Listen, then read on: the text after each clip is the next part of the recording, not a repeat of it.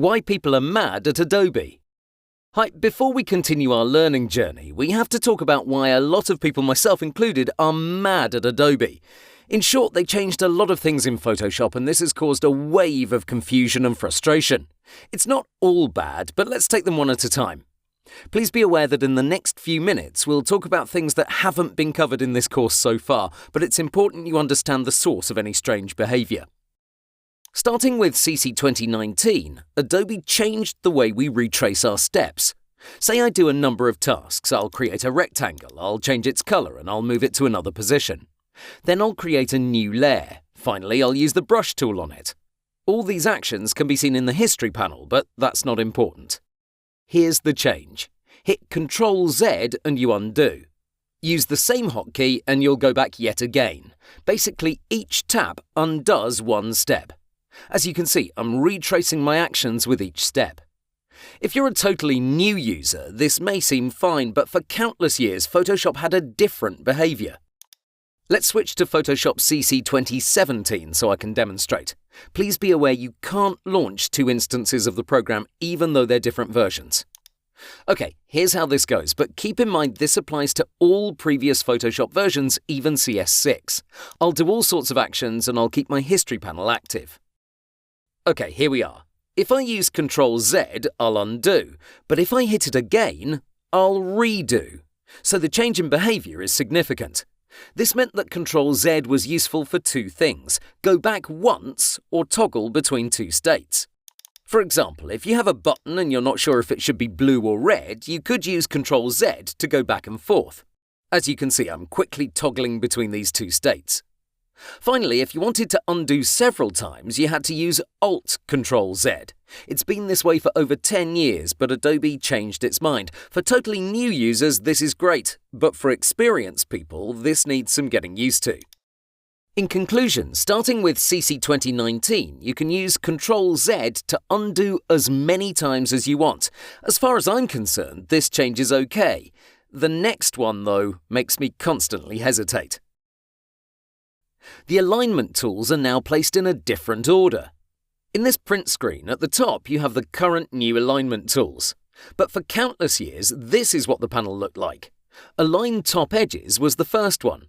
I've been intensively using this feature of the Move tool since Photoshop CS4, so from 2008. As you can imagine, the new order of these tools is confusing. I'm now updating all my courses so they can accurately reflect the new layout. For you, this means you should never think of these tools like the second one or the fifth one. Pay attention to their names and icons. This is an infuriating change, even more so since Adobe XD, their latest and greatest program, does not use this new layout.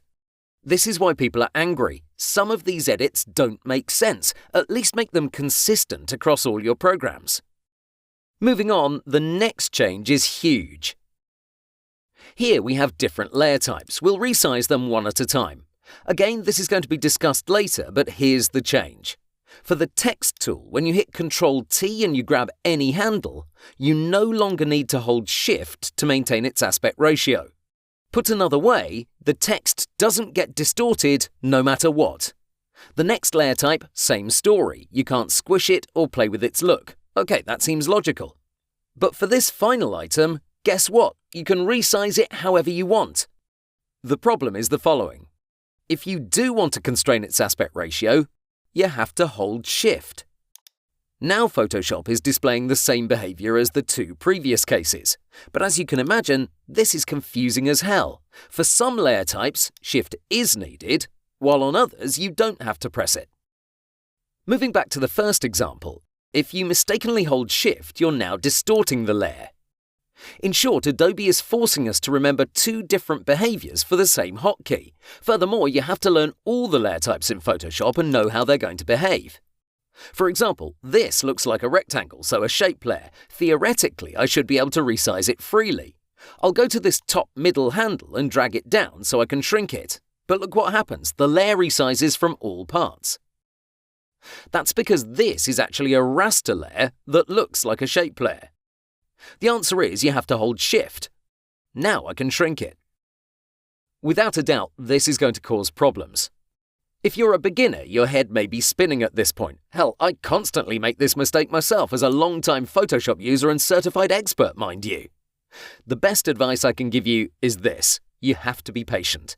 If something doesn't work as expected, please ask for help. Hover over the video and look for the Q&A button. There you can post your questions. Another thing Adobe has changed is the behavior of the Type tool. Starting with CC 2019, when you click, you're going to get a few Latin words, popularly called lorem ipsum or dummy text. This applies if you click and drag, though in this case you'll get even more text. Why Adobe decided to implement this change beats me. It makes no sense whatsoever. But no, that's now the standard. And if you press Escape, you won't get rid of it. Actually, you'll exit editing mode and you're going to be left with that text layer. That means you have to hit the Delete key each time you make this mistake. Frustrating, I know. Finally, if you ever accidentally click this home icon from the top left side of the screen, don't panic. It appears your work has disappeared. The solution is simple. Just click on the Photoshop icon or this arrow. In the end, these edits have made 10 years of tutorials obsolete. Everything that's on YouTube, Lynda, or any premium learning platform is no longer current. So again, for you as a person who wants to learn Photoshop, there's only one thing that matters. Be patient and ask questions. If you see any weird behavior on your end or things that don't match with what you see in my recording, send me a message and I'll help. On my end, I'll do my best to update all the lectures. Plus, I've attached a guide to certain lessons so you can review certain steps. For example, what just happened with the Shift key. Overall, this is why a lot of people are mad. Adobe threw people's work down the drain for no apparent reason. These edits aren't upgrades, nor things that radically improve our lives as designers. They're quirks that someone dreamt up, and the effect is profoundly negative. Stick with me and I'll teach you Photoshop no matter what Adobe throws at us. Thank you for your patience. Let's move on.